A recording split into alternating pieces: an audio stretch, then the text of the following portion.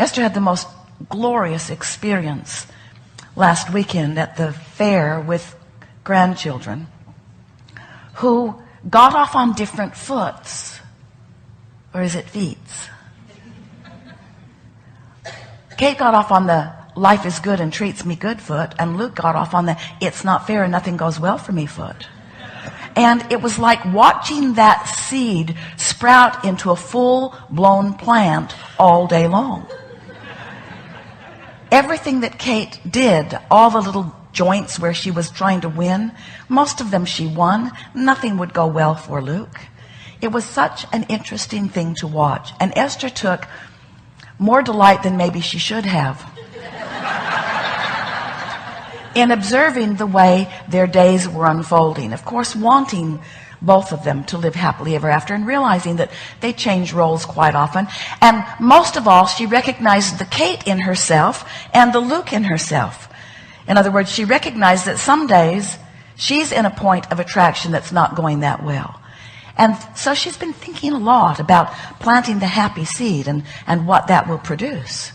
We've been talking to you for quite a while about being the creator of your own experience. And we explained to you that you were source energy before you came into these physical bodies. And even though you are in this physical body now, the larger part of you, that larger source energy part of you, remains non-physically focused and is in a very high-flying, good-feeling, vibrational place.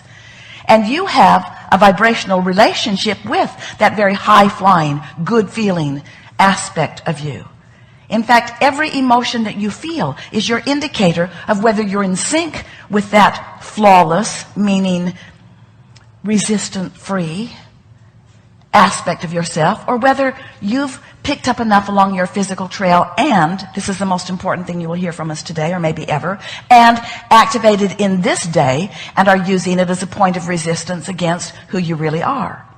We want you to understand that your momentum is something that you start every morning, and it doesn't need to go past sleeping that night. But it often does, because you're so good at remembering what happened yesterday. You're so good at blogging about it, writing it down, remembering it, conversing about it, repeating it. You're so good at keeping the unwanted and wanted things active that you get sort of all of those things. And so Esther recognizes that she has the potential of flying high, getting into that really good feeling place and maintaining it, and that if she's deliberately doing it every morning, she has a better chance of doing it the next morning and the next morning and the next morning and the next morning. We've been talking to you for a while about all kinds of processes that you can use to clarify your vibration, processes that help you to release resistance. But now that we are talking about the momentum of your reality, the momentum that is caused by law of attraction, we really want to say to you that if we were standing in your physical shoes, we would go to bed the night before intending to have a good day tomorrow, planting that seed of happy. And then when we awaken, we would focus as quickly as we can on anything that we could find that makes us feel in the direction of happy. And then we would see what that day brings, not struggling or trying too hard to clamber back up the emotional scale. We've been offering you a story. In fact, it may be our favorite story that we sort of kind of get from you, because sometimes it is as if you say to us, Abraham, I have fallen out of an airplane and I have no parachute. What do you suggest that I now do? And our favorite answer to you is, hang on, it will be over in a little bit. And we really mean that. And it is what we want to say to you in many ways about the negative emotion that you're feeling. Rather than clamoring really hard to try to fix it, which for you usually means justify it, rather than clamoring so hard to just it or fix it in the middle of negative momentum, just let that negative momentum play itself out. It will. And we want to say to you emphatically that one day's focus is enough momentum for you to allow anything that you want to flow into your experience. You don't quite believe that, so you've got some anti-momentum going there. But nevertheless, it is the way that it is. So As Esther, it's always easier when you're watching others, isn't it? It's easy to see that your mood is getting that. Kate's mood, they had gone to the fair because they wanted to go to the concert because Train was there. And the kids love Train. Esther does too. And so they're sitting in the audience, and after a day of Kate winning this and this and this and this and this, and Luke saying, I don't think they want me to win. It's not sad. Don't feel bad for him. He flies high mostly. But on that day, falling out of an airplane. That night, Kate was one of the handful who was selected to go on the stage with Train. How good does that get? How good does that get? She thought she was going to die of happiness. And Luke thought he was going to die of unhappiness. And then the concert was over. The audience demanded an encore with their exuberance. Demand may not be the right word, but they got one. And then the lead singer comes out, and he's got 3 last t-shirts, and he throws them into the audience, and guess who gets one? Kate, of course. Of course, it's Kate. So Esther has been taking delight in that day because these 2 brilliant little kids who she loves more than life itself are demonstrating for her what she wants to know about her own life. So yesterday, she gets up, she's thinking about you, she's pretty happy about you, and then emails started coming in of things that she needed to tend to before she left for the hotel. Too many things to tend to than she could possibly deal with. And then text messages started flying back and forth. Too many text messages for her to deal with. And she's watching the clock because she's picking people up from the airport, and she has this chair in her house and wants to put it in the back of the car and didn't want to bother anybody, and it's not that heavy, but how do you get it in the back of the car? And managed to get it in the back of the car, and then realized there may not be enough room for all of the luggage of all of the people that she was going to pick up from the airport. So now she's moving the luggage from the back of the car to the back seat, and she is thinking, I should have allowed more time. And then, so you're getting the sense of where she was at, what disc she was flying on, sort of one of overwhelmment or time shortageness. So now she's got the tailgate of her Escalade up, and she knows enough not to put the tailgate up while the garage door is up because it bumps on it. So the garage door was still down when she put the tailgate up, so she's got everything loaded in, and then she thinks, time to go, and pushes the button and puts the garage door up while the tailgate is up.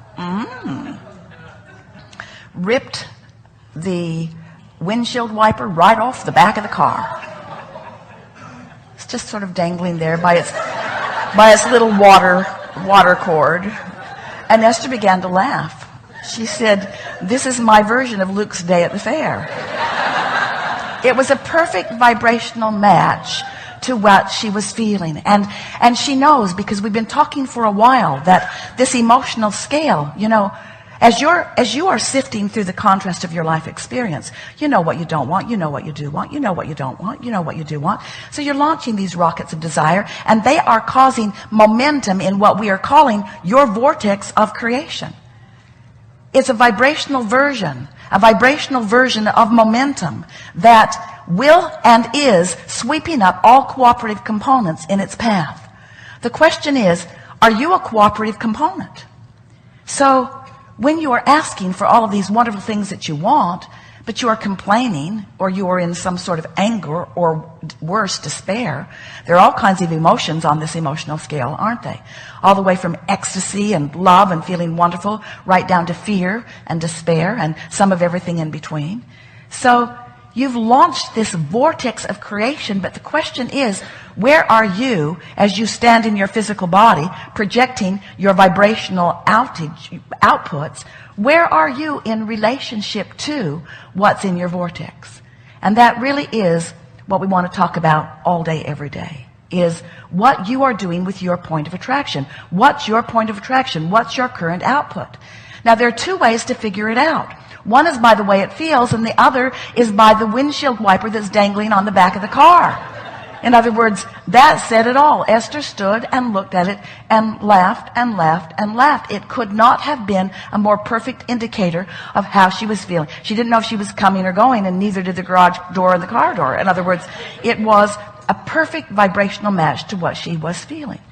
And so we are wanting you to be, and Esther, to be more aware of what your point of attraction is. And so we've been talking to you for a while that you are putting these things into your vortex. Are you following that? There's a vibrational version of everything that you want that you have launched, and that you have some vibrational relationship to it that you can tell by the way you're feeling.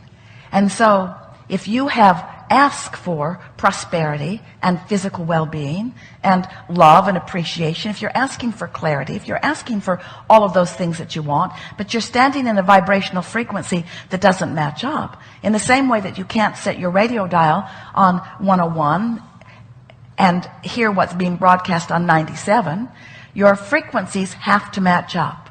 And the frequencies of your output have to match up with the frequencies of what you've asked for. It's just the way this and all universes work. It's the way law of attraction responds to everything. So we began talking about your point of attraction. We began calling it your grid. It's your grid, meaning it's like the framework that we'll fill in later with the physical details. And now we're wanting you to envision this spinning grid. It's like a disc which equals your point of attraction. And that disc is spinning in direct relationship with how you're feeling. When you're elated, high-flying disc.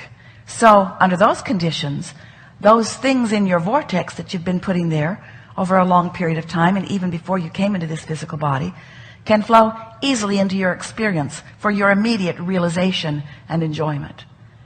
But if you are feeling frustrated, if you're feeling overwhelmed, then those high-flying things that you've been asking for aren't coming to you, but something is. And what we want you to begin noticing is that what's coming to you always matches the disc you're on, which means it would really be prudent for you to tend to your disc placement. Because you can do it. You can do it. You have the ability to identify whether you want to be on the disc of despair, on the disc of revenge, on the disc of overwhelmment, on the disc of hope, on the disc of love and appreciation and joy and clarity and all of that stuff that feels so good. You get to choose. Now, of course, you can't choose it and be it immediately. In other words, Esther didn't jump right up on that disc. She went and got the duct tape. She couldn't believe it. She's got duct tape all over the back of her beautiful car. Duct tape for everyone to see that represents the dysfunction of her morning. But you know, you've got duct tape all over you too. You got duct tape all over you displaying the dysfunction of your disc choosing. And so what we want you to do is not struggle or clamor or don't try to cover up the duct tape. It's uncover-upable. Just accept it as the indicator of where you have been. And then every day, just make the decision that you're going to do the best job you can of picking the high-flying disc. And what you begin to notice is it's easier and easier to pick the high-flying disc. It's easier and easier to stay on the high-flying disc. And what looks like magic to other people begins to be the life that you live. Because good thing after good thing after good thing flows into your experience. So, we are eager to talk with you about anything that is important to you. Of course, we're going to be helping you as best we can from where you are to reach for that high-flying disc. We're not going to work too hard, though. If you're in a place where you're not feeling that good, we're not going to work too hard at trying to talk you out of where you feel. Esther spent the whole day trying to talk Luke out of that at the fair. It just doesn't work. You don't really want to hear it. But it is our expectation, as a result of who you are, what your expectations were when you came here, the little bit that you've heard so far, the basis that you've already come to understand about law of attraction, and the practice of life that you've been applying all day, every day. It's our expectation that we will have some very good leading edge discussion about vibration and about momentum and about methods that you might apply to do a better and better job at the only thing that matters. The only thing that matters is your selecting of your disc, because everything else is going to follow that. Clear enough? What do you want to talk about?